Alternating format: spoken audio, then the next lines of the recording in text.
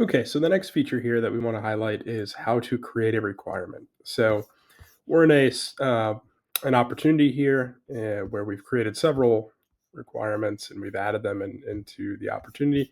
But say we want to create a new one for, I don't know, whatever you want, right? Could be payload, 50 pounds, or maybe you want to create a new one altogether for available footprint. Then all you do is hit new there, and we can say 12 by 12, and we'll call it feet. And as you can see, it added both of those in there. And that's how you create a requirement.